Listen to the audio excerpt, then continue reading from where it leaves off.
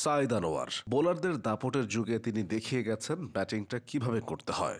জাদুকরি timing আর placement ছিল তার trademark. ওপেনিংয়ে নেমে দলকে উড়ন্ত সূচনা এনে দিতেন, তবে সেটা পেশির জোরে নয়, দর্শনীয় সব শটের মাধ্যমে।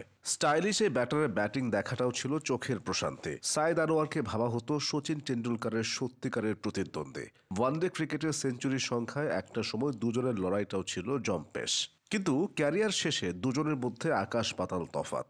মেয়ের প্রাণহানি আনোয়ারের জীবনের ভাবনা পাল্টে দিয়েছিল। ক্রিকেট থেকে সরে তিনি ধর্মকর্মে মনোযোগ দিয়েছিলেন। এভাবেই কিংবদন্তি ক্রিকেটার থেকে সাইদ আনোয়ার হয়ে গেছেন ইসলাম প্রচারক। ক্যারিয়ার দীর্ঘ না হলেও এখনও তিনি ওয়ানডেতে পাকিস্তানের সর্বোচ্চ 20টি সেঞ্চুরির মালিক। সাইদ আনোয়ার যখন ক্রিকেট খেলতেন সে সময় ডাবল সেঞ্চুরি তো দূরের কথা, কেউ নিয়মিত 150-এর ওপরই করতে পারত না। অথচ আনোয়ার খেলেছিলেন 194 রানের মহাকাব্যিক এক ইনিংস, তাও আবার চির প্রতিদ্বন্দ্বী ভারতের বিপক্ষে। দীর্ঘদিন ধরে ওয়ানডেতে সর্বোচ্চ রানের এই রেকর্ডটি টিকে ছিল। সাইদ আনোয়ার ছিলেন বড় মঞ্চের পারফর্মার। পুরো ক্যারিয়ারে খেলেছিলেন 3টি বিশ্বকাপ, তাতে 3 সেঞ্চুরি আর 3 হাফ সেঞ্চুরি সহ করেছেন 915 রান, যেখানে গড় 53.82। শুধু বড় মঞ্চ নয়, বড় ইনিংস খেলাতেও তিনি ছিলেন সমান পারদর্শী। 90 দশকে তিনি একমাত্র ব্যাটসম্যান যার দেশের বাইরে 3টি ড্যাডি 100 ছিল। ক্রিকেটে 150 রানের বেশি ইনিংসকে ড্যাডি 100 বলা হয়। আনোয়ার বাদে দেশের বাইরে ওই সময় একাধিক ড্যাডি 100 করতে পেরেছিলেন কেবল ভারতের রবি শাস্ত্রী।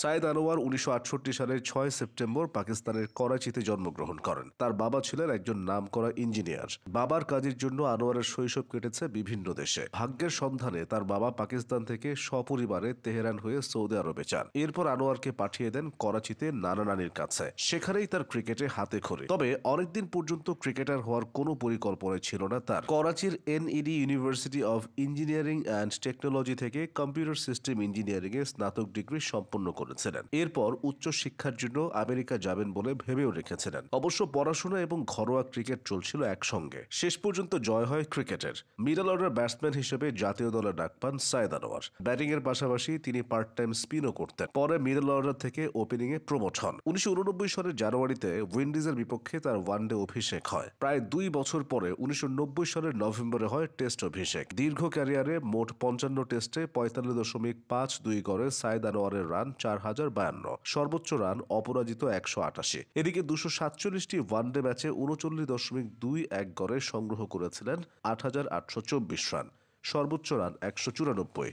অসুস্থতার কারণে বারবার আনোয়ারের ক্যারিয়ার ক্ষতিগ্রস্ত হয়েছে। শারীরিক অসুস্থতার কারণে তিনি 1992 সালের বিশ্বকাপ জয়ী পাকিস্তান দলে থাকতে পারেননি। 1990 সালের ডিসেম্বর থেকে 1993 সালের ফেব্রুয়ারি পর্যন্ত তিনি মাত্র 5টি ওয়ানডে খেলেছিলেন। 2001 সালে মুলতানে বাংলাদেশের বিপক্ষে পাকিস্তানের ঐতিহাসিক টেস্ট জয় এখনও আলোচনার ঝড় তোলে। এই টেস্টের শেষ দিনে এক বিপর্যয়ে তছনছ হয়ে যায় সাইদ আনোয়ারের জীবন। দীর্ঘ অসুখের পরে প্রাণ হারায় তার 3 বছরের শিশুকন্যা বিসমা। এরপর থেকে সাইদ আনোয়ারের কাছে জীবনের অর্থই পাল্টে যায়। ক্রিকেট ছেড়ে সাইদ মন দেন ধর্মপ্রচারে। অবশ্য 2003 সালে আবারও ক্রিকেটে ফিরেছিলেন, খেলেছিলেন বিশ্বকাপ। তবে ক্রিকেট থেকে সরে যাওয়ার পর 22 গজের সাথে নিজেকে খুব কমই জড়িয়েছেন। তিনি টিভিতে কথা বলেন না নিয়মিত, পত্রিকায় তার কলাম ছাপা হয় না, তিনি কোচিং করেন না, ধারাভাষ্য কক্ষেও নেই। ফলে পাকিস্তানের অন্য সাবেকদের মতো তিনি আলোচনায় থাকেন না। মোট কথা, ক্রিকেটের সাথে তার সম্পর্ক নেই বললেই চলে। তিনি নিভৃত জীবন বেছে নিয়েছেন। হয়তো এ কারণেই সাইদ আনোয়ারের নাম শুনলে ক্রিকেট ভক্তরা আজও স্মৃতিকাতর হয়ে পড়ে।